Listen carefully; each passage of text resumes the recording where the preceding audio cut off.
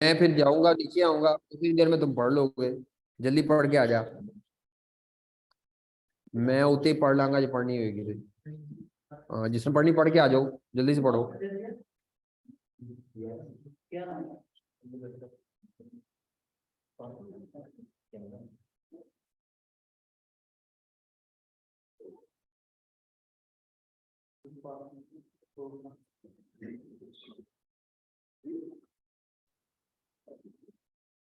तुक्का लग गया तुम्हारा? हाँ, अगे नहीं लगना। ये तो छुट्टी करता है। ये तो कन पड़ाओ हमारा आया नहीं सी। सैटरडे को नहीं आया तो फ्राइडे को। लास्ट क्लास में छुट्टी मारी है भाई आपने। हैं? मैं ना कन फड़ा देने जेड़े वाम छुट्टी मार दी है। हाँ जी, इसको पड़ेगा 5,000 रुपए। टाइम खत्म हो गया तो बस ठीक है। 5,000 रुपए खड़े करो, लभोगे तो 5,000 पूरे करो। 5,000 फिर अविश भाई के पूरे नंबर है। ये तो आता ही नहीं था क्लास में, इसके कैसे पूरे आ गए? इसका तो तुक्का लग गया मेरा ख्याल है। अच्छा फिर ठीक है, चलो भी चलो नमाज पढ़ो जिसने नमाज पढ़नी है। अच्छा जी, उम्मीद है आपने नमाज पढ़ ली होगी। आ जाए जरा क्वेश्चन पर आ जाए। हमने करना है डिस्कस क्वेश्चन नंबर 10। अच्छा, आप थोड़ा सा आ जाए जरा, लिख लें बातें दो चार। सबसे पहली चीज, हम जो चैप्टर पढ़ रहे हैं डिसीजन मेकिंग का, वो है रेलेवेंट कॉस्टिंग प्रिंसिपल्स।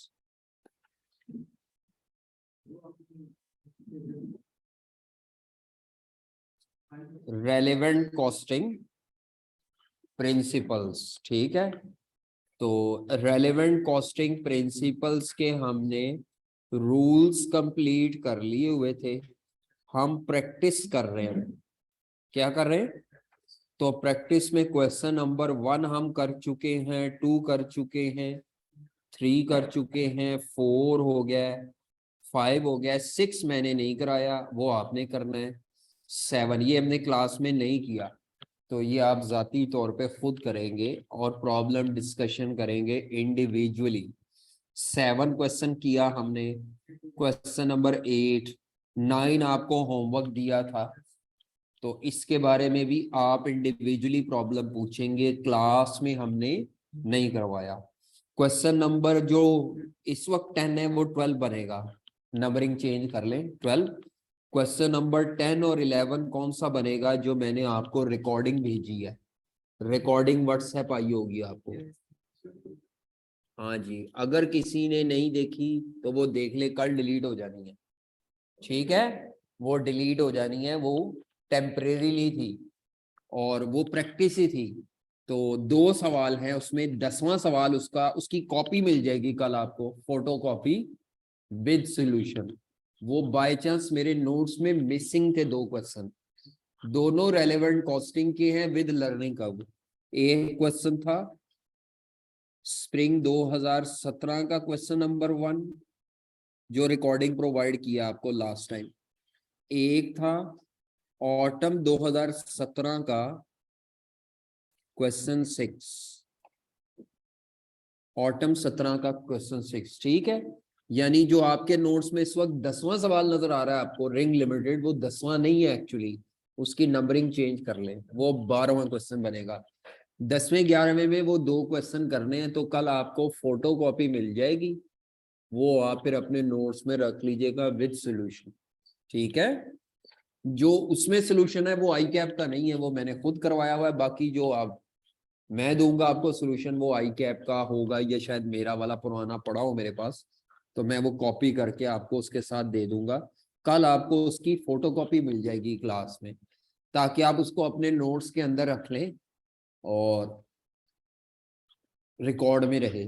तो वो 2 सवाल बाय चांस मिस हो गए थे, एक स्प्रिंग 17 का है, एक ऑटम 17 का है, और ये दोनों सवालों में रेलेवेंट कॉस्टिंग के साथ लर्निंग कर्व भी आया हुआ है। तो उम्मीद है आपने देखा होगा, उसमें करवाया भी हुआ है learning curve.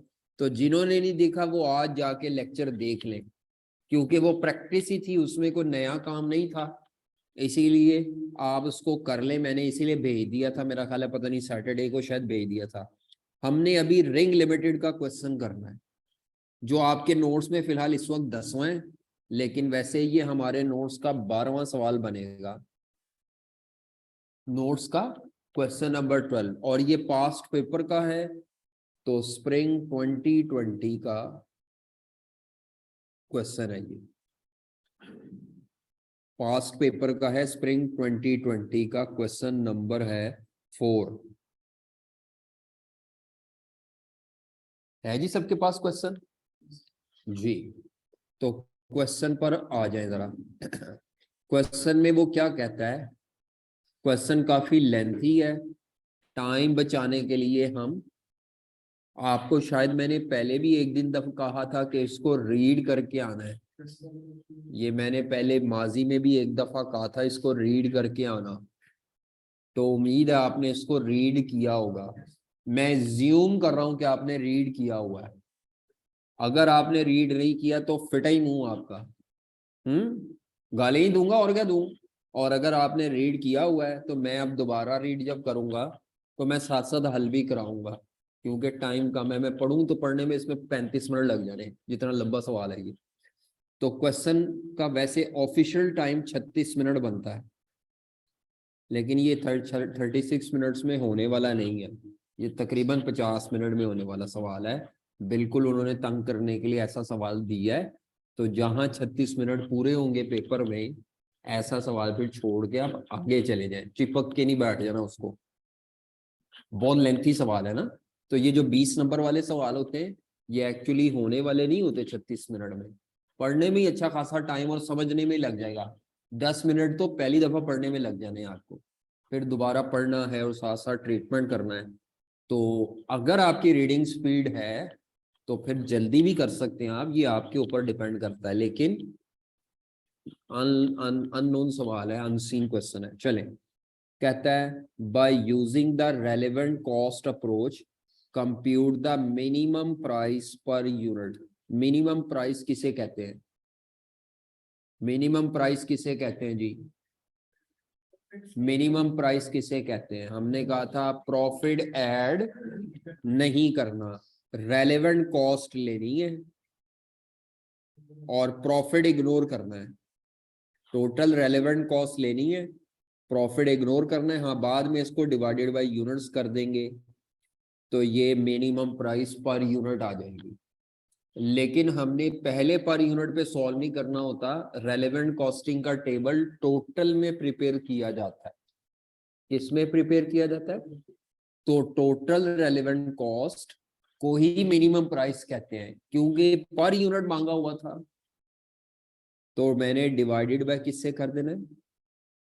Number of units जितने वो कहेगा।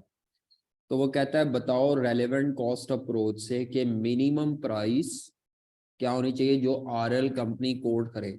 अब मैं फटाफट क्वेश्चन के ऊपर एक निगाह दौड़ाता हूँ, इसको कहते हैं स्कीमिंग। तो स्कीमिंग करें तो आपको एक हेडिंग नजर आ रही है वेरिएबल ओवरहेड्स। स्कीमिंग करें तो हमें लेबर में नजर आ रही है स्किल्ड लेबर। कौन सी नंबर लेबर? अगले पैराग्राफ में नजर आ रही है सेमी स्किल्ड लेबर। ये वैसे पहले दो पैराग्राफ स्किल्ड के हैं। अच्छा, ऊपर अगर हम आए तो मटेरियल में हमें नजर आ रहा है मटेरियल AA2। ये स्कीमिंग कर रहा हूँ पढ़े बगैर, जरा क्या क्या हेड्स हैं। मटेरियल A78 है, मटेरियल C11 है। इससे ऊपर आता हूँ तो मशीनरी का पैराग्राफ है जिसके अंदर दो प्रपोजल्स दिए हुए हैं। तो ऊपर ये स्टोरी है। तो कल बनाना है और फिर हम पढ़ते जाएंगे, तो बनाए मेरे साथ पहले फॉर्मेट। मैं एज्यूम कर रहा हूँ कि हमने एक दफा सवाल पढ़ लिया हुआ है, वैसे हो आपने पढ़ लिया हुआ है। मैंने दूसरी क्लास में भी ऐसे ही करवाया टाइम बचाने के लिए, स्टिल फिर भी अभी मुकम्मल नहीं हुआ था। तो लिखे जी, रिंग लिमिटेड कंपनी का नाम है, साथ साथ लिखे मेरे, रिंग लिमिटेड लिखना है, बैठना नहीं।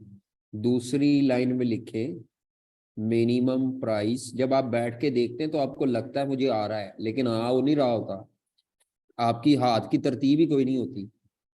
अप्रोच नहीं बन रही होती। तो मिनिमम प्राइस पर यूनिट, हालांकि ये मिल जाना है, वो अलग बात होती है कि कोई चीज मिस हो गई है तो कोई नहीं, मैं देख लूंगा बाद में, लेकिन लिखा करें ताकि आपकी एक हाथ से अप्रोच डेवलप हो, पेज मैनेजमेंट आए।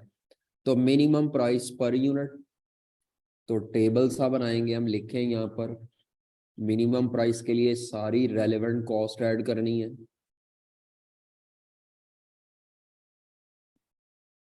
तो रुपीज इन थाउजेंड ले लें या टोटल ले लें, मर्जी है, रुपीज इन थाउजेंड। और रेफरेंस के लिए नोट्स यहाँ पे लिखने हैं तो एक कॉलम बना लें नोट्स का, या रेफरेंस का नोट्स चले, नोट 1 नोट 2। जी, ये रेफरेंस तो लिखना होता है ना, नोट्स लिखने हैं, खिचड़ी सारी टेबल में नहीं बनानी। तो ये हेडिंग चाहे आप ना दें, मर्जी आपकी जी। तो मुझे जो सबसे पहली हेडिंग नजर आ रही है, मुझे जो सबसे पहली हेडिंग नजर आ रही है वो नजर आ रही है मशीनरी की। तो लिखें मशीनरी की रेलेवेंट कॉस्ट।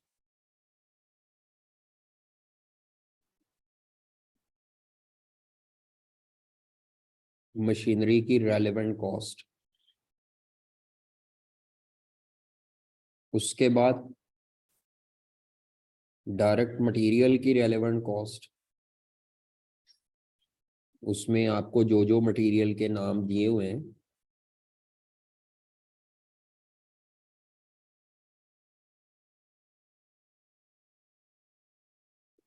जी मटेरियल AA2 चेक करते जाए, सवाल सामने रखिएगा, एक दो लाइनें छोड़ता जा रहा हूँ साथ साथ। जी मटेरियल A78, उसके बाद एक मटेरियल है C11।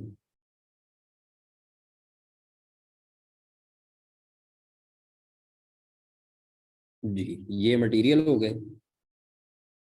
उसके बाद लेबर पे आए, तो डायरेक्ट लेबर की रेलेवेंट कॉस्ट में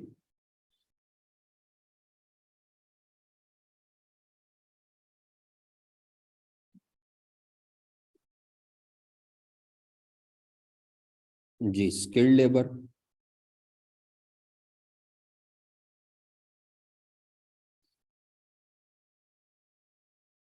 और उसके बाद है सेमी स्किल्ड लेबर की कॉस्ट। स्किल्ड लेबर की कॉस्ट और उसके बाद क्या है, सेमी स्किल्ड। ये तीन बुलेट्स में कवर हो जाती है। उसके बाद फिर हेडिंग दें या लिखें एक दो लाइनें छोड़कर, वेरिएबल ओवरहेड्स कॉस्ट।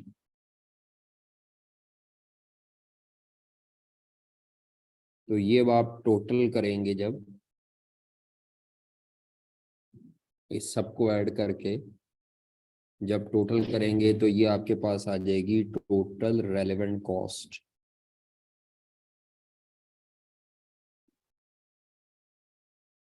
और इसी टोटल रेलेवेंट कॉस्ट को हम कहते हैं टोटल मिनिमम प्राइस।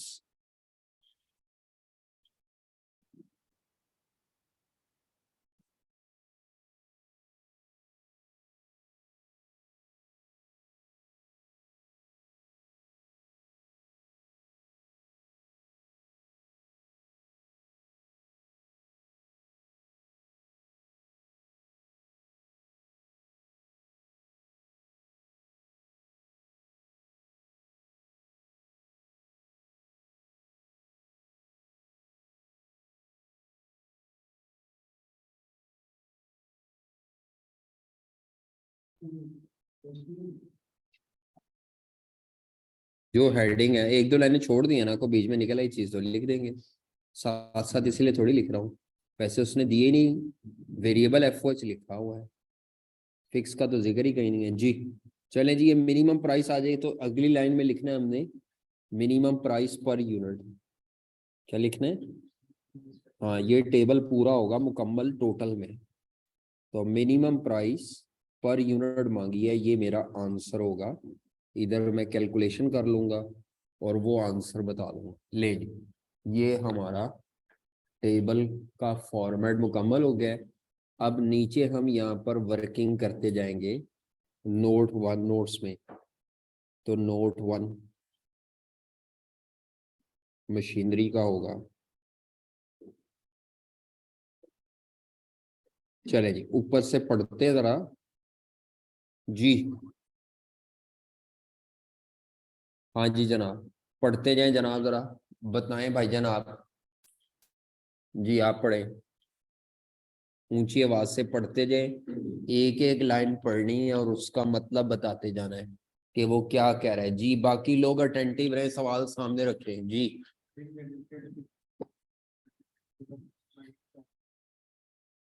जी क्या कहता है? कस्टमाइज प्रोडक्ट का मतलब क्या होता है?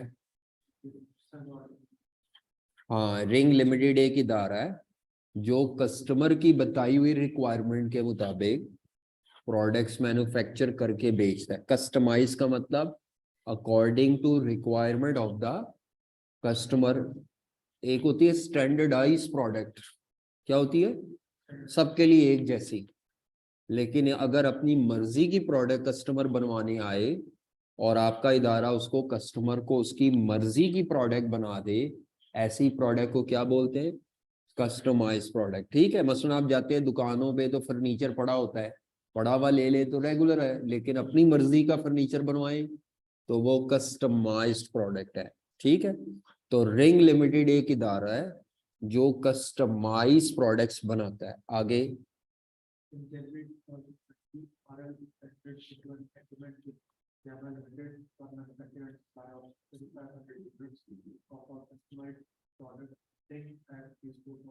जी, जनवरी 2020 में कौन सा मंथ है ये याद रखना है। जनवरी, टाइम को जेन में रखते हैं इस तरह की चीजें। जनवरी के महीने में इन्होंने एक पार्टी के साथ एग्रीमेंट किया है। पार्टी, वो कस्टमर, क्या नाम है उस पार्टी का? Gamma limited. उनके साथ एग्रीमेंट किया है और एग्रीमेंट के तहत इन्होंने जो प्रोडक्ट बनानी है उस प्रोडक्ट का नाम है जिंक। क्या नाम है प्रोडक्ट का? कितने यूनिट बना के देने उसके? 3500 यूनिट्स बनाने हैं। 4000 रुपये उसकी सेल प्राइस होगी।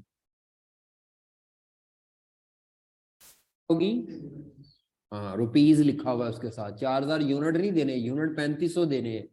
किस प्राइस पे बना के देने? 4000 पर। किस महीने में ये एग्रीमेंट हुआ है? जनवरी में। ठीक है, आगे पढ़े।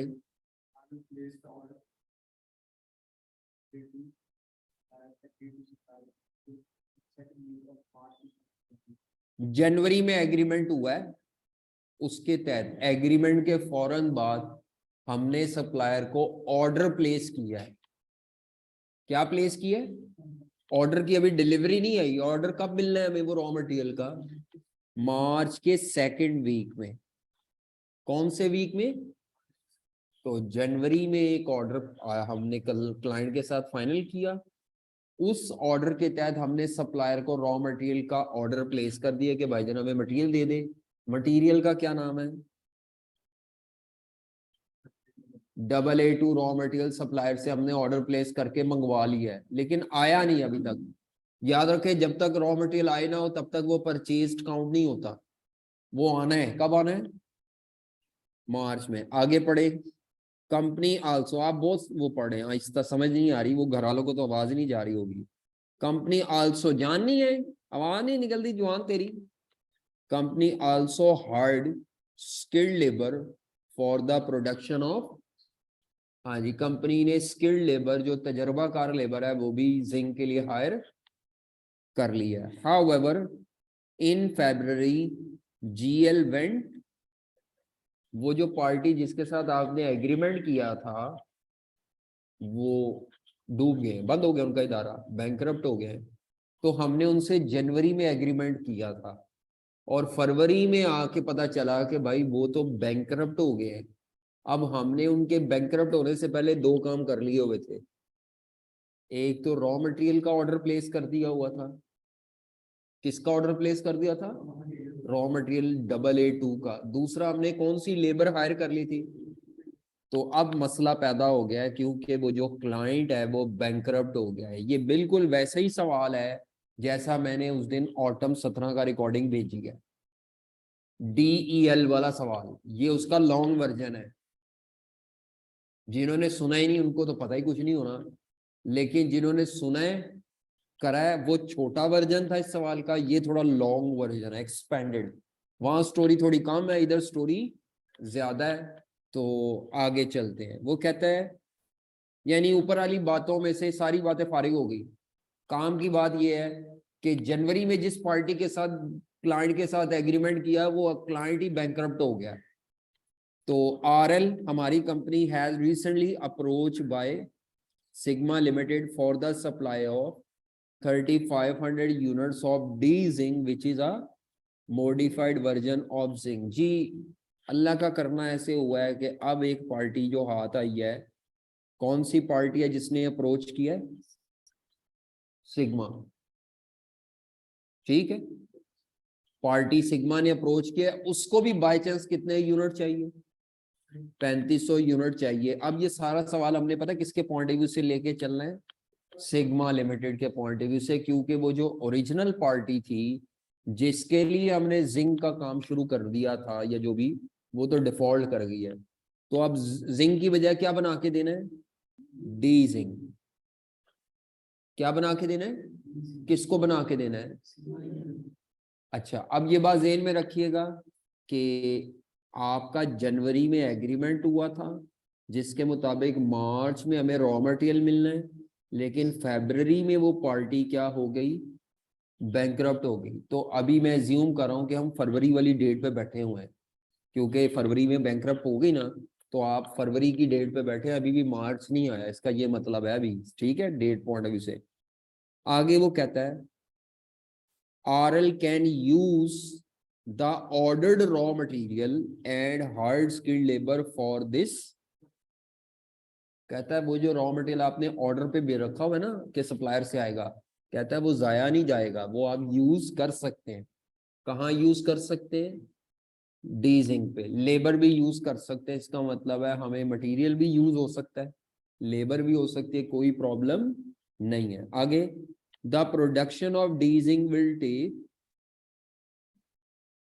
हाँ जी, कितने महीने बना बना के बेचना है आपने उसको? डीजिंग कितने महीने बना के देना उसको? 3 माह तक आप बना बना के बेची जाएंगे डीजिंग, यानी 3 माह का कॉन्ट्रैक्ट है।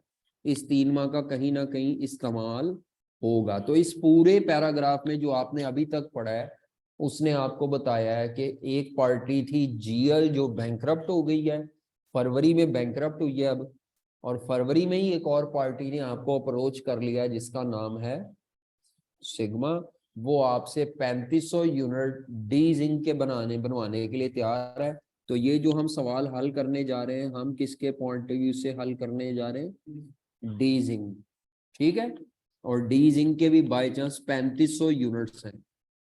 हम जिंक के लिए सॉल्व नहीं कर रहे, डी जिंक के लिए। बाकी ऊपर वाले पैराग्राफ में काम की कोई बात नहीं है। Following further information has been provided. जी, मशीनरी क्या कहता है मशीनरी के मुतालिक? जी, specialised machinery will be needed. Specialised machinery will be needed to produce D zinc. Following proposals are under consideration. जी, ये 2 प्रपोजल है जी अंडर कंसिडरेशन। अगर तो ये 2 बेनिफिट की ऑप्शन हुई, 2 प्रपोजल बेनिफिट के हुए, तो दोनों में से वो सिलेक्ट करेंगे जो हायर ऑफ होगा। अगर ये 2 प्रपोजल ऐसे हुए जिन पे खर्चा लगना हो, याद रखें खर्चे वाली प्रपोजल में से वो सिलेक्ट करते हैं जहां कॉस्ट कम हो। अब बाई चांस इस सवाल में हर चीज की 2-2 प्रपोजल्स ही हैं। और अब देखते हैं यहाँ पे क्या कहता है। लीज मशीनरी फॉर, हाँ जी, मशीनरी कितने महीने के लिए किराए पे ले ले? 3 माह के लिए, और उसका मंथली रेंट है 2 लाख। तो 3 माह का कितना बनेगा? अगर 2.5 लाख रुपया मंथली रेंट है, तो 3 माह का रेंट कितना बनेगा? 7 लाख। ये इनकम होगी, एक्सपेंस होगा? रेलेवेंट एक्सपेंस जी, पास्ट का नहीं है, फ्यूचर में विल बी नीडेड है, हायर करेंगे। 3 माह के लिए जिसका 2.5 लाख रुपए के हिसाब से 7.5 लाख का खर्चा है, and an upfront payment of refundable, refundable को अंडरलाइन कर लें। अप फ्रंट कहते हैं आज के दिन ही, उसी वक्त, एग्रीमेंट के वक्त ही आपको रिफंडेबल सिक्योरिटी डिपॉजिट जमा कराना पड़ेगा 5 मिलियन का। क्या जमा कराना पड़ेगा जी? हाँ जी बताएं, ये रेलेवेंट इनकम है कि एक्सपेंस है? रिफंडेबल कोई भी चीज हो ना बेटा, ना वो इनकम होती है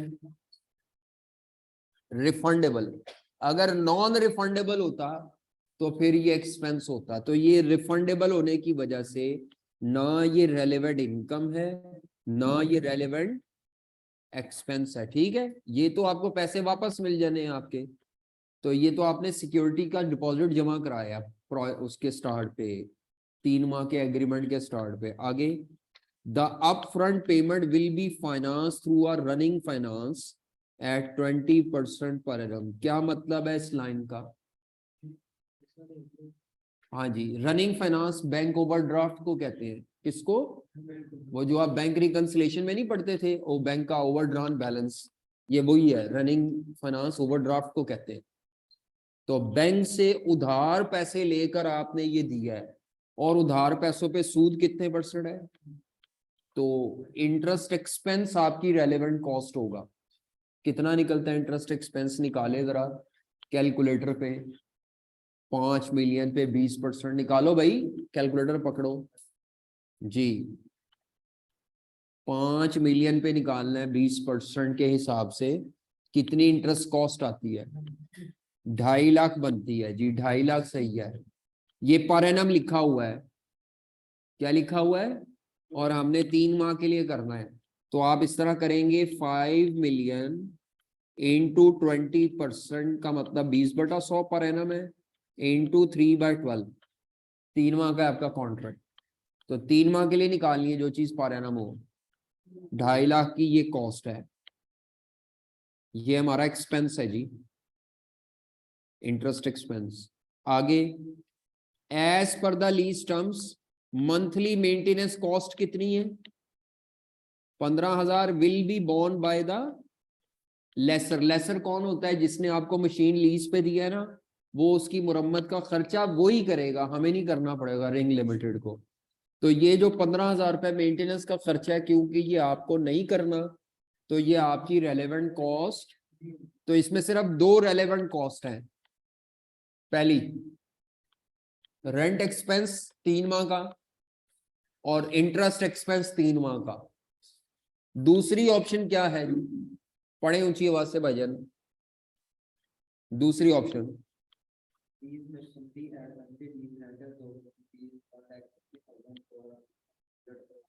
जी क्या मतलब है इसका?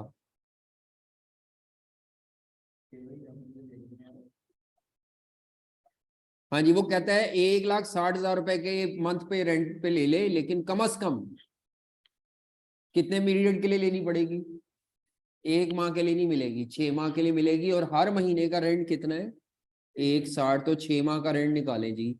अगर 1,60,000 1 माह का है, तो 6 माह का रेंट बनेगा 9,60,000 रुपए का रेंट आपको देना पड़ेगा मशीनरी का। आगे,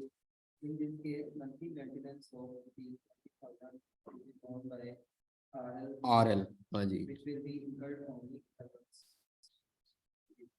वो कहता है अगर आप इस केस में मशीन लीज पे लेते हैं, तो आपको 20,000 रुपए का मशीन की मुरम्मत का खर्चा RL को खुद करना पड़ेगा।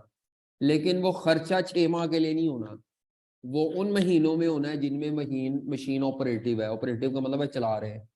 तो हमें क्योंकि मशीन 3 माह के लिए चाहिए, कितने माह के लिए चाहिए? कॉन्ट्रैक्ट ही 3 माह का है, तो ये 3 माह का खर्चा आपको उठाना है। तो यहाँ पे भी 2 खर्चे हैं, एक है रेंट एक्सपेंस, और एक कौन सा खर्चा है? Maintenance expense. आ जाए जी, करें वर्किंग, तो लिखें। हाँ जी, इन दोनों की वर्किंग करें, और जहां काम है तो वो लिखें। लिखिए जी कॉपी पे, शाबाश नीट। Option 1, rent expense for 3 months rental expense of 3 months. Question का डेटा सामने रखिएगा, अभी डेटा नहीं है मेरे पास। 2.5 लाख रुपया पर मंथ था इनटू 3 माह। जरा देखते जाइएगा क्वेश्चन से मैं फिगर गलत ना पिक कर लूं, क्योंकि बाल दफा किसी और सवाल का डेटा भी जेहन में मेरे चल रहा होता है। तो रेंटल एक्सपेंस आपका है 7,50,000। ऑप्शन 1 सॉल्व कर रहा हूं अभी। 3 माह का रेंट है। इसी ऑप्शन में आपको सिक्योरिटी डिपॉजिट तो नहीं लेंगे, इंटरेस्ट एक्सपेंस लेंगे ऑन रनिंग फाइनेंस। जो आपने सिक्योरिटी डिपॉजिट के लिए रनिंग फाइनेंस लिया था बैंक से उधार, उस उधार पे 20% इंटरेस्ट है 3 माह का। जी जनाब, ऐसे ही था। तो ये कितना निकाला था हम लोगों ने? 2,50,000 का एक्सपेंस है, ये कैश में देना पड़ेगा। उसके अलावा मेंटेनेंस कॉस्ट और उसका आप इसमें नोट दे देंगे कि वो एक्सपेंस नहीं है। तो 1 मिलियन की ये रेलेवेंट कॉस्ट आ जाएगी पहले केस में, ऑप्शन नंबर 1 में। मेंटेनेंस कॉस्ट क्यों नहीं ली? वो हमारी कंपनी नहीं कर रही, वो लेसर कर रहा है। और सिक्योरिटी डिपॉजिट क्यों नहीं लिया एज एन एक्सपेंस? क्योंकि वो रिफंडेबल है। तो वो आपने नीचे नोट लिख देना है, refundable payments are not relevant cost. Refundable payment कोई भी हो, वो ना वो इनकम होती है ना एक्सपेंस होती है। और मेंटेनेंस एक्सपेंस हम खर्चा कर ही नहीं रहे।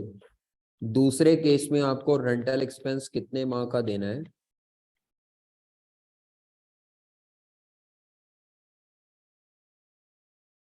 For 6 months. जी लिखे जी, rental expense for 6 months 1,60,000 into 6 माह।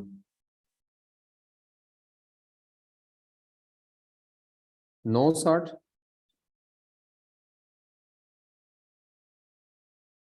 उसके बाद मेंटेनेंस एक्सपेंस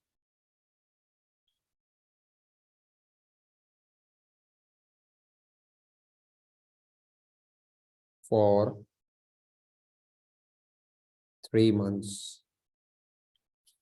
जी बेटा, मेंटेनेंस एक्सपेंस फॉर वो 20,000 रुपया पर मंथ था इंटू 3 माह का 60,000। जी बच्चों, टोटल कर ले। टोटल खर्चा कितना आता है? 10,20,000। तो इन दोनों में से कंपनी लोअर कॉस्ट पे जाएगी। तो रेलेवेंट कॉस्ट फिर ये है, ऊपर जाकर इसको लिख दे 1 मिलियन को मेन टेबल में। मैं थाउजेंड्स कॉमन लिए बैठा हूं, तो मैं 1,000 लिखूंगा, 3 सिफर कॉमन है। बाकी आप एरो शेरो की फॉर्म में भी कर सकते हैं कि 2 एरो बना लें, एक एरो ऑप्शन 1 के लिए बना लें, एक एरो ऑप्शन 2 के लिए बना लें। जी, इसमें किसी बच्चे का कोई सवाल हो?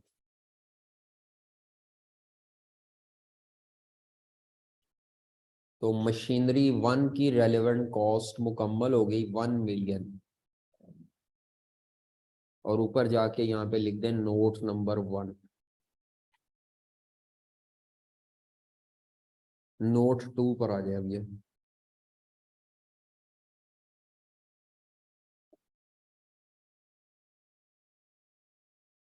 हाँ जी, मटेरियल AA2।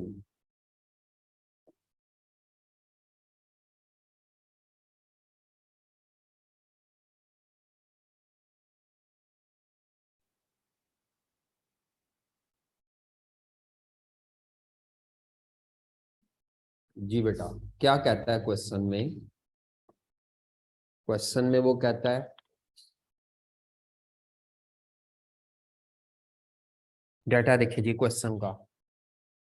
अभी आपने साथ साथ नहीं लिखना, कैलकुलेटर हाथ में रखें जरा। कहता है following raw material will be required for manufacturing of each unit of D zinc. D zinc का एक यूनिट बनाने पर ये रॉ मटेरियल्स चाहिए। ठीक है, ये एक यूनिट डी जिंक प्रोडक्ट का नाम है। तो पहला मटेरियल कौन सा चाहिए? खैर है भाई जी सर, वैसे मैंने कुछ ला दूंगा। वैसे वेख लेंगे कुछ दम तो नहीं पड़ेगा। हाँ, शुक्रिया। वैसे नहीं है, कुछ हुआ है। अच्छा अच्छा अच्छा अच्छा पाइन फिर एक दो और दो प्लेट एवं हाथ च नहीं प्लेट च शुक्रिया। मौलवी और मिठा ना खाए ऐ नहीं हो सकता। अच्छा, तो मैं क्या बात कर रहा था, 15 यूनिट्स आपको 15 यूनिट्स लिखे हुए ना, AA2 के कितने यूनिट लगने हैं? यानी एक मुकम्मल यूनिट प्रोडक्ट डी, क्या नाम था उसका, डी जिंक का एक यूनिट बनाए तो उस पे 15 यूनिट ऑफ रॉ मटेरियल लगेंगे। रॉ मटेरियल केजी लीटर में नहीं दिया हुआ, वो भी किस में दिया हुआ है? तो पकड़े जरा कैलकुलेटर, अगर 3500 यूनिट डी जिंक के बनाने हो तो उसको बनाने पर टोटल कितनी क्वांटिटी लगेगी? कितना? 52,500 यूनिट्स लगेंगे। किसके लगेंगे? AA2 के। कहता है company had already ordered, already purchase नहीं लिखा हुआ, ऑर्डर्ड को अंडरलाइन करें। लफ्ज क्या लिखा हुआ है? ऑर्डर्ड। बेटा ऑर्डर्ड में और परचेज्ड में फर्क है। कंपनी ने जो सप्लायर को ऑर्डर नहीं भेजा था जनवरी में, अभी आज क्या डेट है? फरवरी में एज्यूम कर रहा हूं, ये सारा सवाल फरवरी पे चल रहा है। ठीक है, तो फरवरी में बैठे हुए आपको ये पता है कि आपने जनवरी में सप्लायर को AA2 के रॉ मटेरियल के सप्लायर को ऑर्डर प्लेस, कितने यूनिट्स का ऑर्डर प्लेस किया था? 50,000 यूनिट्स का। और किस प्राइस पे ऑर्डर किया था? 75 की प्राइस पे। किस प्राइस पे?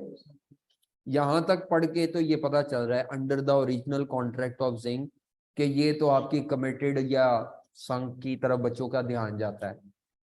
हालांकि इसमें नीचे जाके जब पढ़ते हैं तो हम देखते हैं चेंज है थोड़ा सा। वो कहता है करंट मार्केट प्राइस AA2 की कितनी है? अगर आप नया AA2 खरीदने जाएं तो आपको नया कितनी प्राइस पे मिल रहा है? 80। और अगर पुराने ओरिजिनल कॉन्ट्रैक्ट के अंडर ही मंगवा लें आप मटेरियल, तो आपको वो पुराना मटेरियल कितने रेट पे मिलेगा? यानी जो पुराने जिंक के लिए चाहिए था, जिंक तो बनना ही नहीं, अब कौन सा बनना है? D zinc. आगे वो कहता है if the contract is not fulfilled a penalty of 20% of the contract value will be payable by RL। इस लाइन का मतलब ये है, क्या मतलब है इस लाइन का? कि वो जो ओरिजिनल, क्या नाम है, वो जो ओरिजिनल कॉन्ट्रैक्ट है, अगर आप चाहें तो उसको खत्म कर सकते हैं। कौन खत्म कर सकता है? RL कंपनी ने जो सप्लायर को कॉन्ट्रैक्ट नहीं भेजा, ऑर्डर नहीं प्लेस किया हुआ था, वो ओरिजिनल ऑर्डर को कैंसिल किया जा सकता है, लेकिन 20% कॉन्ट्रैक्ट की वैल्यू का पेनल्टी के तौर पे देनी पड़ेगी। कॉन्ट्रैक्ट में कितने यूनिट ऑर्डर किए थे? वैल्यू बताओ कितनी बनती है उनकी?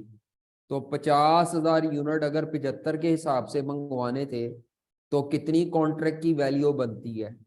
मेरा ख्याल है 37 लाख। और पेनल्टी कितनी बनेगी इसका? 20% करो जरा, 7 लाख। ले जी, अब हमारी सिचुएशन ये बनी, अगर डी जिंक वाला कॉन्ट्रैक्ट ना हो, अगर डी जिंक वाला ऑर्डर, तो कंपनी पाबंद है कि आजाद है? RL बताए जी। कंपनी उस पुराने उस पे लेने पे पाबंद है कि वो आजाद है, पेनल्टी दे के जान छूट सकती है? हाँ, यानी अगर डी जिंक का कॉन्ट्रैक्ट ना हो तो आप सप्लायर से कहेंगे भाईजान ये 7,50,000 रुपए की पेनल्टी पकड़े, आपको 50,000 यूनिट 75 के रेट पे हमें देने की जरूरत नहीं है, हम आपसे डिलीवरी नहीं चाह रहे हैं। अगर डी जिंक ना हो तो अगर डीजिंग ना आता कॉन्ट्रैक्ट तो हमने ये हरकत फरमानी थी। हरकत क्या फरमानी थी? हमने उसको 7.5 लाख की पेनल्टी दे के हमने 37 लाख वाला 50,000 का ऑर्डर एग्जीक्यूट नहीं, हमने तो कहना था हमें नहीं चाहिए रॉ मटेरियल। वो कहता आपने ऑर्डर किया था, हम कहते नहीं जनाब हमारा जरूरत ही नहीं है, आप रखें अपना मटेरियल, हम आपको फाइन दे के कॉन्ट्रैक्ट खत्म कर रहे हैं। ये होना था, लेकिन क्योंकि अब आपको डी जिंक का कॉन्ट्रैक्ट आ गया है तो डी जिंक की वजह से अब आपको 52,500 चाहिए। कितने? तो 50,000 आप वो आने देंगे कि वापस कर देंगे? इसका मतलब है डी जिंक की वजह से आप उसकी पेनल्टी फेस नहीं करेंगे, आप कहेंगे नहीं आने दें, सप्लायर साहब भेजें, हमें पार्टी मिल गई है आप भेजें। तो 50,000 यूनिट पुराने रेट पर मार्च में आप लेंगे, पुराने रेट पे ही लेंगे, और उसको पेनल्टी जो देनी थी देंगे कि बचा जाएंगे? बचाएंगे, बताएं। बचा लेंगे। क्यों बचाएंगे? क्योंकि हम अब कॉन्ट्रैक्ट को ब्रीच नहीं कर रहे। मेरी बात समझ आ रही है? यानी अगर डीजिंग वाला कॉन्ट्रैक्ट ना आता तो हमने दो काम करने थे। पहला काम ये करना था, पेनल्टी देनी थी ताकि जान छूट जाए, और वो वाले 50,000 यूनिट 75 के रेट पे परचेज। हाँ, अगर पेनल्टी वाली लाइन ना लिखी होती फिर आप बाउंड थे लेने पे, फिर आप इसको कमिटेड में डाल सकते थे। अगर किसी बच्चे के ज़हन में ये आ रहा हो कि सर ये तो पुराना ऑर्डर था, ये तो कमिटेड है, कमिटेड तब था जब ये पेनल्टी वाली बात ना होती। पेनल्टी देने का मतलब ही ये है कि एग्जामिनर आपको बताना चाह रहा है यू आर आजाद, यू हैव द फ्लेक्सिबिलिटी, आप चाहें तो उस कॉन्ट्रैक्ट से मुकर सकते हैं। छोड़ दो मोबाइल। हाँ, कॉन्ट्रैक्ट से क्या कर सकते हैं, और मुकर के क्या होगा? मुकरेंगे तो नुकसान क्या था, हमें सिर्फ क्या देनी पड़ेगी? पूरा 37,50 नहीं देना पड़ेगा, सिर्फ 7.5 लाख की पेनल्टी दो और जान छुड़ा लो। तो अगर डीजिंग ना होता तो हमने 7.5 लाख की कॉस्ट पे करनी है और 37,50 की कॉन्ट्रैक्ट की वैल्यू पे नहीं करनी। अब क्या होगा? डीजिंग की वजह से आप उसे कहेंगे कि रॉ मटेरियल आने दो, और 75 के रेट वाला है तो आने दो, ये तो छोड़ना ही नहीं ना, नया मटेरियल महंगा है। देखो नया मटेरियल कितने रेट पे मिल रहा है मार्केट से, तो 37,50,000 रुपए का पैसे दे के आप मटेरियल लेंगे डीजिंग के लिए, और अपनी पेनल्टी पे नहीं करेंगे, बल्कि उल्टा 2500 और कम पड़ रहे हैं, उसे कहेंगे 2500 और पे जो। उसे पता है आप क्या कहेंगे? हमें टोटल कितने चाहिए? 52,500 चाहिए, जिसमें से 50,000 आप ओरिजिनल कॉन्ट्रैक्ट के तहत आने देंगे। किस रेट पे आने देंगे? अब आप पुराने कॉन्ट्रैक्ट की वजह से नहीं परचेज कर रहे उसको, अब आप ये डीजिंग की वजह से आने दे रहे, नहीं तो आपने पेनल्टी दे के जान छुड़ा लेनी थी।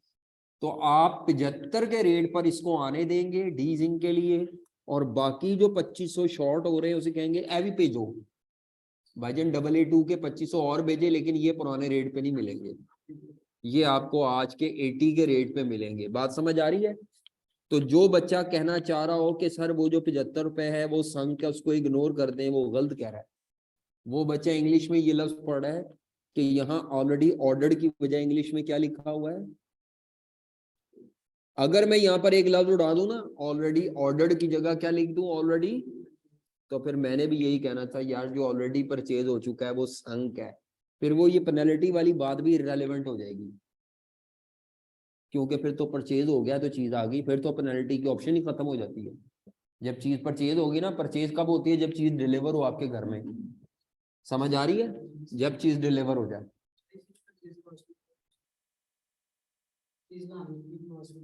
इसीलिए डालते हैं जी। क्या कहते हैं? मेरी बात समझ आ गई? मेरी क्या स्टोरी समझ आ गई आपको? क्या सिचुएशन है जी भाईजान, बताएं जरा प्लीज, रिपीट करें। सिचुएशन क्या थी डीजिंग के बगैर, और डीजिंग के बाद क्या सिचुएशन है जी? डीजिंग ना होता देन बताओ बस।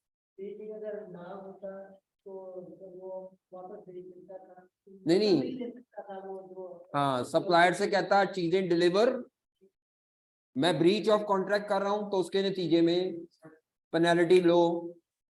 शुक्रिया।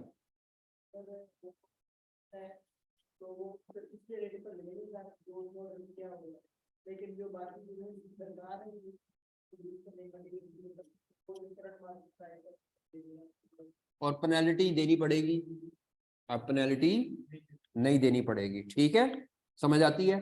तो करें जी, लिखें। यानी डीजिंग ना था तो पेनल्टी दे के 37,50,000 रुपए बचा लेता। डीजिंग की वजह से 37,50,000 रुपए परचेजिंग करेगा, बल्कि और भी करेगा 80 के रेट पे, और पेनल्टी सेव होगी। क्या सेव होगी? आ जाए जी, लिखिए, अब स्टार्ट करें मेरे साथ। सबसे पहले लिखें टोटल मटेरियल की क्वांटिटी रिक्वायर्ड। पहले हमेशा क्वांटिटी निकालते हैं, टोटल क्वांटिटी रिक्वायर्ड। तो अभी हमने निकाला था 15 units of AA2 multiplied by 3500 units of product. तो हमें टोटल चाहिए 52,500 यूनिट्स चाहिए AA2 के।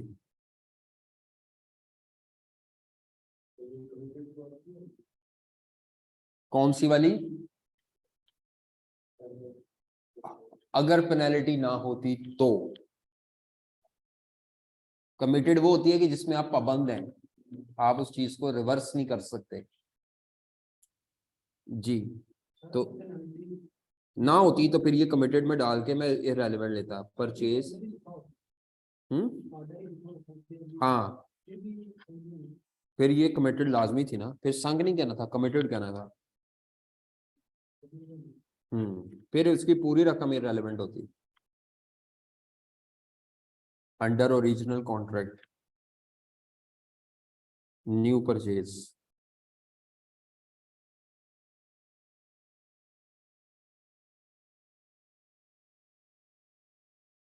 ₹50,000 unit under original contract purchase करेंगे, और 5200 कह रहा हूँ, सॉरी, 2500 नए यूनिट परचेज होंगे।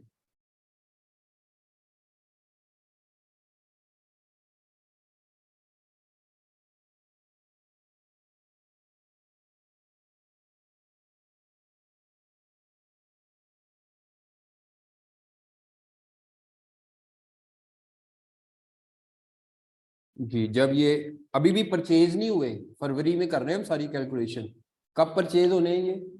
मार्च में। तो जब मार्च में आएंगे तो कितने पैसे परचेज कॉस्ट के पे किए जाएंगे? 50,000 यूनिट के 75 रुपए के हिसाब से। और नई परचेज पे कितने पे किए जाएंगे?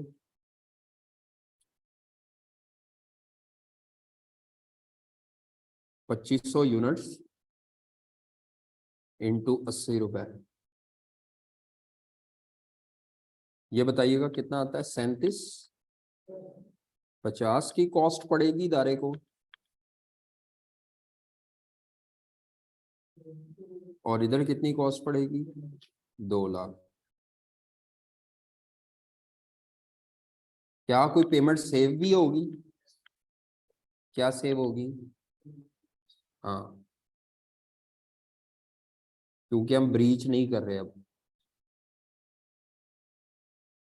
37,50,000 का जो 20% पेनल्टी देनी पड़नी थी जिंक के खत्म होने से, अब वो पेनल्टी के पैसे अवॉइड हो जाएंगे। ये अवॉइडेबल कॉस्ट है असल में। तो नेट कॉस्ट पड़ेगी 30 लाख। 30 लाख की ये नेट कॉस्ट है, 2 लाख की ये कॉस्ट है, मिला ले टोटल 32 लाख। अगर पेनल्टी ना होती तो फिर we were bound to execute this original contract. फिर चॉइस नहीं थी ना आपके पास, फिर तो आपने लेने ही लेने थे पैसे देके। फिर तो आप अगर इसको डीजिंग पे यूज भी कर लेते तो आपके कोई एक्स्ट्रा पैसे नहीं लग रहे डीजिंग की वजह से, फिर तो आपने लेने ही लेना था। इधर अब आप डीजिंग की वजह से डेलिबरेटली ले रहे हैं, नहीं तो पेनल्टी दे के जान छुड़ाने की ऑप्शन आपके पास मौजूद थी। नहीं समझ आ रही? करें जी, क्या आता है टोटल, क्या आता है 32,000 3200। हाँ जी, मटेरियल A78 पे आ जाए।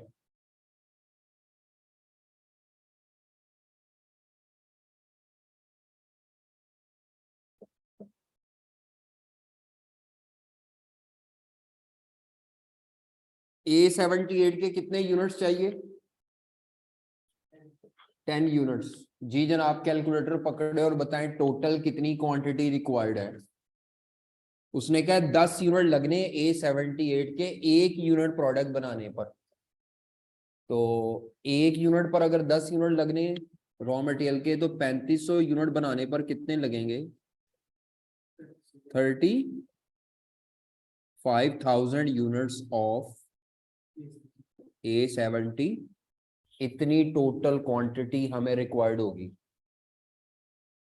अब आगे क्या लिखता है? A78 is available in market at rupees. अगर आप इसे मार्केट से परचेज करें तो कितने का परचेज कर सकते हैं? 110 की कॉस्ट पे। ठीक है।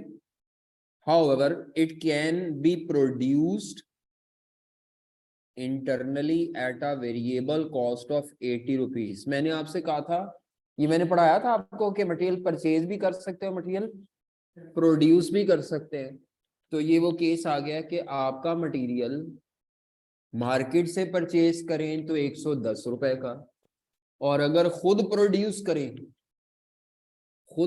करें तो कितनी वेरिएबल कॉस्ट पे प्रोड्यूस होता है? 80 पे। अगर आपको ये रूल याद हो, मुझे अब याद है तो मैं आपको दिखा देता हूँ। यहाँ पर हमने एक फ्लो चार्ट सा बनाया था मटेरियल के लिए। ये देखिए लिखा हुआ कि अगर आप मटेरियल को इन हाउस मैन्युफैक्चर करें तो उस पर material cost, labour cost, variable FO तो लगेंगे। फिक्स वाले कौन से लेने अगर कोई एडिशनल हुए, एग्जिस्टिंग वाले फिक्स नहीं लेने। ठीक है, ये बताया था ना मैंने यहाँ पे। तो यही असूल लेके चलना है। उसने कहा है कि हम बना भी सकते हैं और खरीद भी सकते हैं।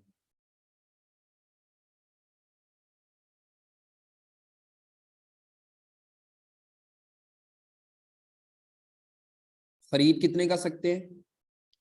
A78 को कितने पे परचेज किया जा सकता है? 110 पे। और अगर बनाना चाहें तो वेरिएबल कॉस्ट बनाने की कितनी है? फिक्स कॉस्ट कितनी होगी? Fix cost would be absorb at ₹25 per unit. जी ये रेलेवेंट है कि नहीं? जी एब्जॉर्ब क्यों? मैंने कहा था ये जो एब्जॉर्ब के लिए पर यूनिट पे दी होती है, ये एग्जिस्टिंग वाली होती है। इसके पीछे फॉर्मूला लगा होता है budgeted total fix cost divided by budgeted production या नॉर्मल कैपेसिटी। बेटा ये एग्जिस्टिंग डेटे से निकला होता है रेट। एडिशनल जब तक नहीं लिखा हुआ तो ये एग्जिस्टिंग फिक्स कॉस्ट है, इसको इग्नोर करना है। जो बच्चा भी इस 25 को लेगा वो गलत कर रहा है। आगे इंटरनल प्रोडक्शन जब भी आप कर रहे हैं, वो कहते हैं उसकी वजह से 20% क्वांटिटी का लॉस हो जाता है। कितनी क्वांटिटी का लॉस होता है? लॉस कह दे तो क्वांटिटी का लॉस है, यानी आपने जितने भी क्वांटिटी बनानी है ना, उसमें में से थोड़ी सी जाया होनी है, तो आप थोड़ी ज्यादा क्वांटिटी बनाएंगे। समझ आ रही है? लॉस बताया था ना मैंने आपको, जब भी लॉस आता है तो आपको अपनी जरूरत से थोड़ी सी ज्यादा क्वांटिटी चाहिए। तो आइए जनाब, अब इस लॉस का ट्रीटमेंट इंटरनली प्रोड्यूस में लिखा हुआ है, परचेज में नहीं लिखा। क्या लिखा हुआ है? इंटरनली प्रोड्यूस्ड A78 में आपका लॉस होगा, अदरवाइज नहीं। तो आइए जनाब लिखे स्टार्ट करें। सबसे पहले लिखें आप total quantity required. Note number मेरा ख्याल है 3 बनेगा। A78 कोई बच्चा कर सकता है ये? वैसे चलो पहले खुद करो 5 मिनट में। चलो शाबाश, पहले खुद करो। A78 की एक आपने निकालनी है परचेज कॉस्ट और एक इसकी निकालनी है इंटरनल प्रोडक्शन कॉस्ट। फिक्स वाली नहीं लेनी, वेरिएबल वाली लेनी है, और साथ ये लॉस का इंपैक्ट लेना है। ये आई कि आपकी फेवरेट एडजस्टमेंट है लॉस। चलो शाबाश, बताओ मुझे परचेज की टोटल कॉस्ट कितनी बनती है? 110 पर यूनिट है, इंटू यूनिट्स कर देना। 38,50,000, ठीक है।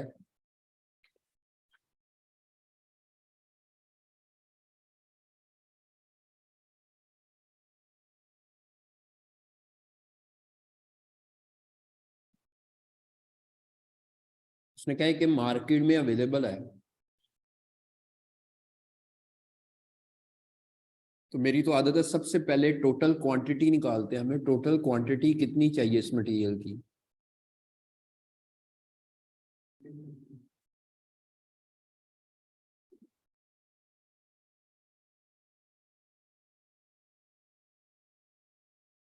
टेन यूनिट्स A78 के लगते हैं एक प्रोडक्ट पे, और इनटू 3500 यूनिट्स हमने डेजिंग के बनाने हैं प्रोडक्ट के।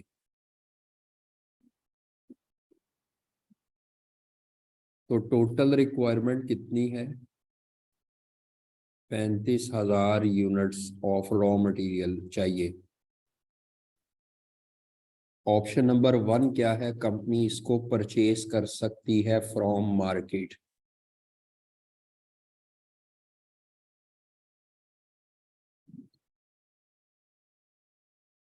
₹110 कॉस्ट पर एक यूनिट परचेज होगा, और 35,000 यूनिट्स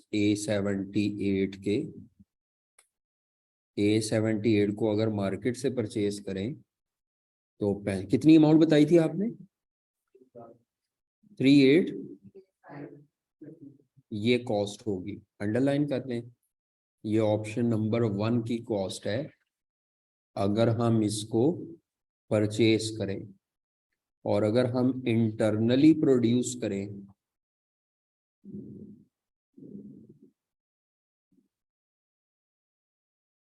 A78 को कहाँ प्रोड्यूस करें?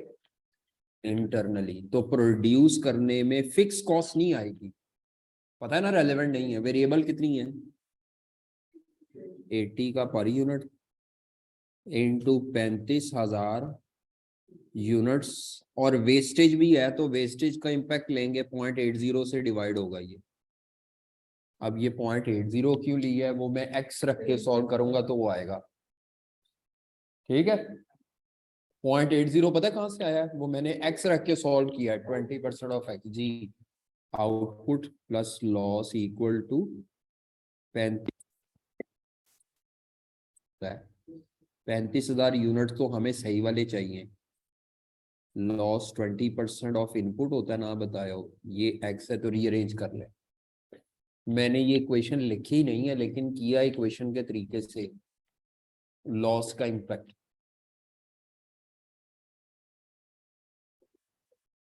ये तोड़ो कितना आता है? नहीं, मुझे फाइनल आंसर बता दें 80 से भी मल्टीप्लाई करके। जी आपको 35,000 फाइनल चाहिए, ये आउटपुट है।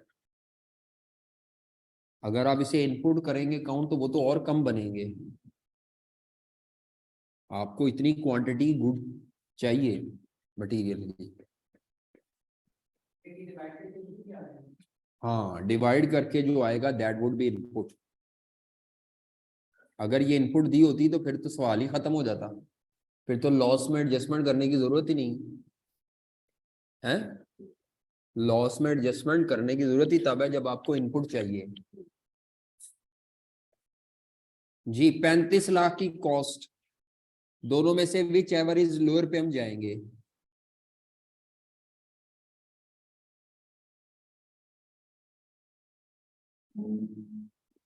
तो 35 लाख आ जाता है।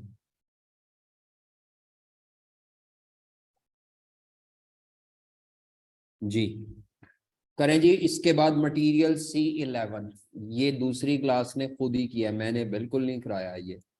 चलो C11 का जवाब आपने मुझे खुद बताना है।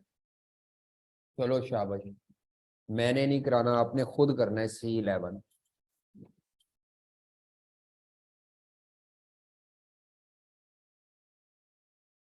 ये तीनों पैराग्राफ दूसरी क्लास ने खुद किए या करने हैं, मैंने नहीं कराए। तो पहले आप ये तीसरा C11 करें।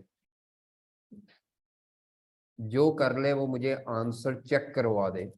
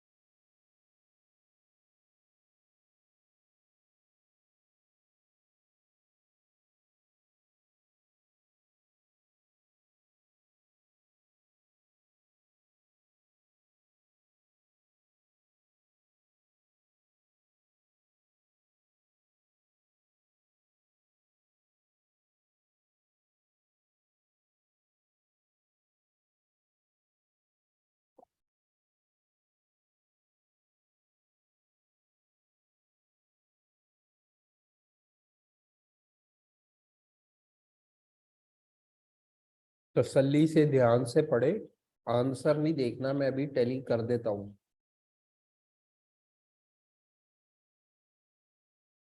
हमारे पास 10 मिनट है, सिर्फ 10 मिनट में हम जितना कर लें।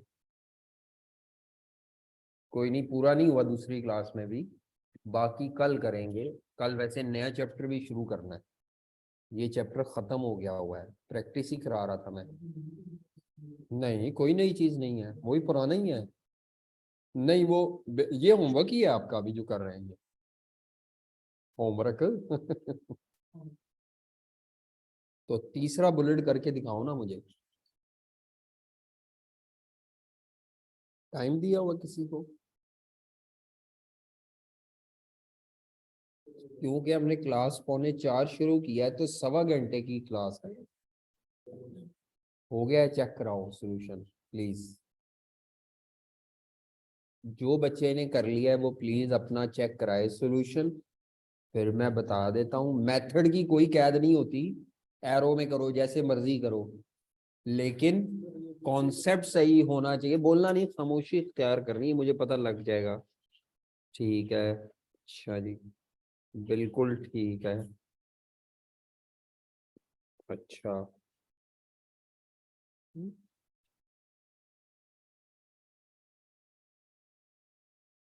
आपने सही नहीं पढ़ी सिचुएशन, ये गलत है नीचे वाला। जाओ दोबारा पढ़ो, वो सही है। अभी ये पूरा सही नहीं पढ़ा आपने। हम्म।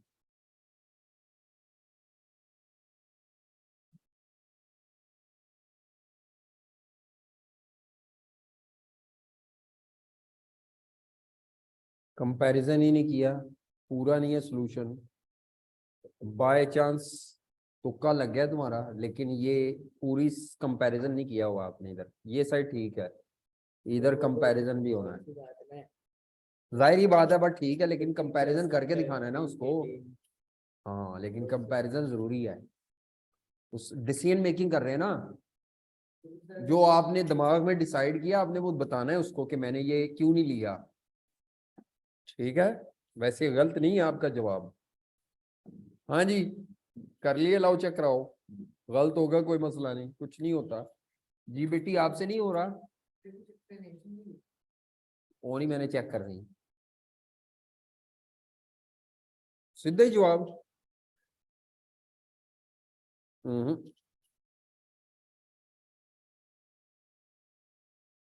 गलत है, आपका गलत है। आप सिचुएशन नहीं पढ़नी आती आपको, ध्यान से पढ़ो दोबारा, दोबारा ध्यान से पढ़े। हाँ जी, चेक करा दो, कर लिया तो कुछ नहीं होता। कहीं यही कहूंगा गलत है, हमने कौन सा यहाँ पे तुम्हें मारना है? हैं? क्या हो गया है? कहता है पता नहीं क्या हो गया है। मुझे खुद समझ नहीं आ रहा क्या किया हुआ है। इतना भी गंदा ना करो यार, कॉपी पे कटिंग हो जाएगी, कुछ नहीं होता। अच्छा जी। हम्म।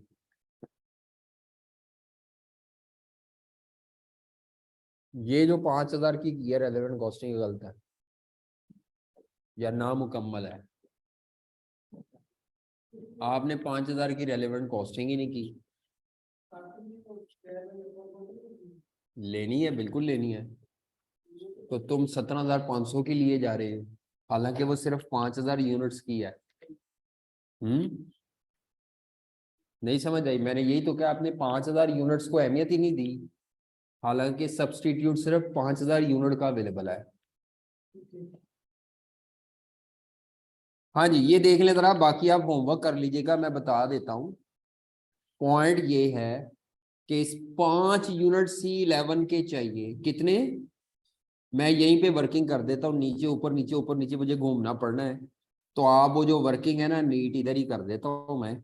5 यूनिट C11 के अगर मुझे चाहिए हो तो 5 units into total 3500 unit product के हैं, जरा निकालिएगा कितने बनते हैं ये टोटल। 17,500 यूनिट्स मुझे चाहिए, किसके, रॉ मटेरियल के, C11 के। तो सबसे पहले तो टोटल क्वांटिटी रिक्वायर्ड आपको निकालनी चाहिए थी, और ये मेरा ख्याल है तकरीबन सब ने कैलकुलेट कर ली और सही निकाली। आगे उसने क्या कहा है, कहता है मार्केट से आप इसको 20 रुपए पे परचेज कर सकते हैं।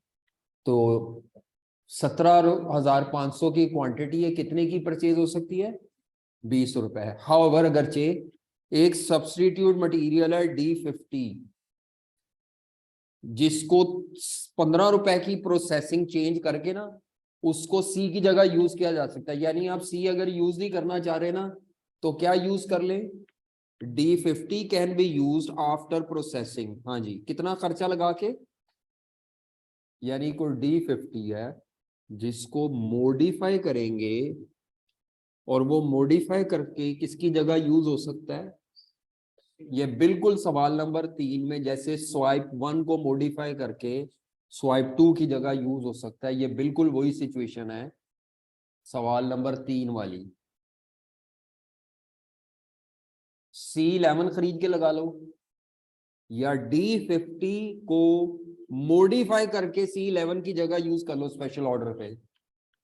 अब वो जो D50 है उसको मॉडिफाई करने पे कितना खर्चा है, प्रेजेंटली D15 के आपके पास 17,500 यूनिट ही पड़े हुए, वो सिर्फ 5,000 पड़े हैं, तो वो 5,000 यूनिट की रेलेवेंट कॉस्टिंग करा सकते हैं, 17,500 की नहीं पूरी करा सकते।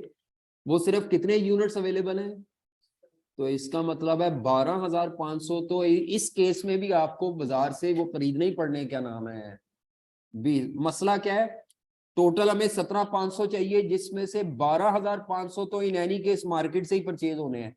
बाकी 5,000 पर हमारे पास चॉइस है कि या हम C11 खरीद के लगा लें या C11 की बजाय क्या मॉडिफाई करके लगा दें, D50। D50 को मॉडिफाई करने पे कितना खर्चा होता है, और D50 के कितने यूनिट इस वक्त अवेलेबल हैं जो कि आपने गलती से प्रीवियसली किसी ऑर्डर के लिए खरीदे थे। ये इस चीज को शो कर रहा है कि D50 को रेगुलर यूज का मटेरियल नहीं है। D50 कितने का परचेज हुआ था, तो ये तो संक कॉस्ट है, वॉज लिखा हुआ है ना, लेकिन D50 सप्लायर को वापस बेचा जा सकता है, तो ये उसकी स्क्रैप वैल्यू दी हुई है 3 रुपए। तो जब आप इसको बेचने की बजाय स्पेशल ऑर्डर पे यूज करेंगे तो ये स्क्रैप वैल्यू क्या होगी, फॉरगॉन। तो अब यहाँ पे सिचुएशन ये थी कि 17,500 में से 12,500 यूनिट्स ऑफ C11 ये तो हमें परचेज करने ही मार्केट से हैं। कहाँ से परचेज करने, तो इनकी परचेज कॉस्ट आएगी 20 रुपए per unit into 12,500।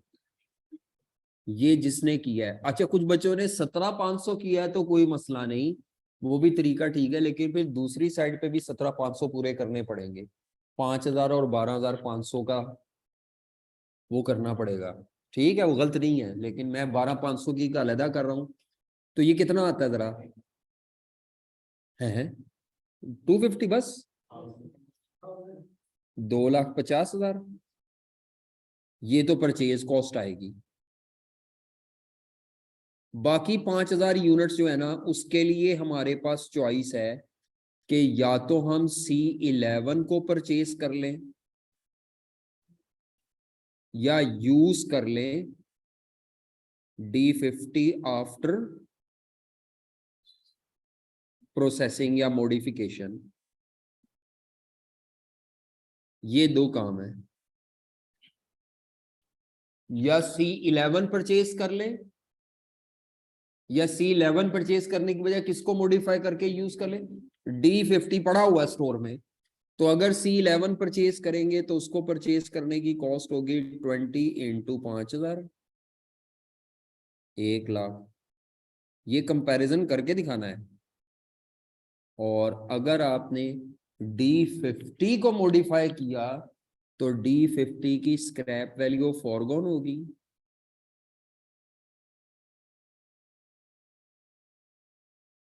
Scrap value foregone है, मेरा ख्याल है 3 रुपए, प्लस मॉडिफिकेशन कॉस्ट वो 15 रुपए है। ये भी कॉस्ट है, ये भी कॉस्ट है, तो 18 रुपए पर यूनिट। चाहे पर यूनिट पे कंपैरिजन कर लो। ओहो 18, तो 18 रुपए इंटू 5000, 90,000 आ जाएगा। तो इधर 90,000 रेलेवेंट है और इधर 2.5 लाख रेलेवेंट है, 340 आएगा। नहीं समझ आ रही? किसी का सही नहीं था? हाँ जी, आपका सही था। स्क्रैप वैल्यू ली नहीं, फॉरगॉन नहीं ली। हालांकि वो जो पड़ा हुआ है वो बिक सकता है ना सप्लायर को वापस। तो आप बेचना छोड़ के उसको इस्तेमाल करना चाह रहे हैं। जब कोई चीज इस्तेमाल कर ले तो वो बिकनी नहीं, ये जरूर याद रखना है। जब कोई चीज इस्तेमाल हो जाए तो वो बिकनी, ये आम जिंदगी का भी असूल याद रखें। हैं, चलें, क्या कहते हैं? अब हमारी पुरानी कापियां पड़ी हैं, अगर वो पुरानी कापियां आप छोटे भाई को ड्राइंग करने के लिए दे दें तो वो नहीं कबाड़िए को बेच सकते। छोटा भाई जेन में रखें। जो चीज आप छोटे भाई को दे देंगे वो कबाड़िए को सेल नहीं हो सकती। तो इसका पॉइंट नंबर 1 2 लेबर आपने करके लाना है, बल्कि ये आपने मुकम्मल करने की कोशिश करनी है, लेकिन सोल्यूशन देके बगैर। जितना होता है कल मैं कराऊंगा डिस्कस, ठीक है? वहां से आंसर छापना नहीं, कोई फायदा नहीं छापने का। और ये सवाल 2 से 3 दफा करना बड़ा अच्छा सवाल है, क्योंकि रूल्स इसमें हर पॉइंट के 2 2 ऑप्शन हैं। मतलब उसने मैक्सिमम डिसीजन मेकिंग कराई हुई है। हर पॉइंट में 2 ऑप्शन है, ये कर लो या ये कर लो, ये कर लो या ये कर लो। तो इसमें हाल तो रूल हमारे पुराने वाले ही हैं, लेकिन इंग्लिश देख के वैसे ही आप घबरा जाते हैं सारे बच्चे।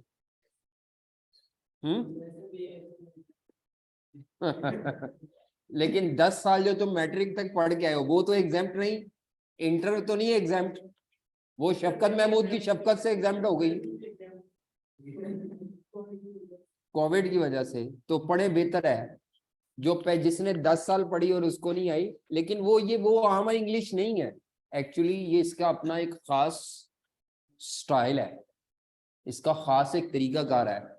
और आप लोग इसको हजम कर करके नहीं पढ़ते, आप पढ़ते हैं बस इसको ऐसे कि बस एक दफा इंग्लिश गुजर जाए आंखों से तो हमें समझ आ गया। हम करते हैं एब्जॉर्ब कर करके, ठीक है? अच्छा, अब आपका टेस्ट है, मैं पहले बता चुका हूं, बताया मैंने। इस टॉपिक का टेस्ट है सैटरडे या फ्राइडे, दोनों में से किसी एक दिन। टॉपिक क्या है आपका? एक तो रेलेवेंट कॉस्टिंग, दूसरा लर्निंग कब बीच में शामिल होगा। 2 सवाल होंगे जो भी दिन होगा। पता नहीं कॉलेज का टूर शूर चला गया तो एक अलग बात है, लेकिन जिन्होंने टूर पे जाना है उनकी स्लिप देखूंगा फिर मैं, अदरवाइज क्लास होगी नहीं तो ये टेस्ट होगा। समझ आ गई? घर गुर कोई नहीं जाना, इस हफ्ते था घर। हाँ, घर जाने के लिए इस हफ्ते टेस्ट नहीं ना लिया कोई, तो ये हफ्ता था घर जाने के लिए बस। चलो ओके, अल्लाह हाफिज।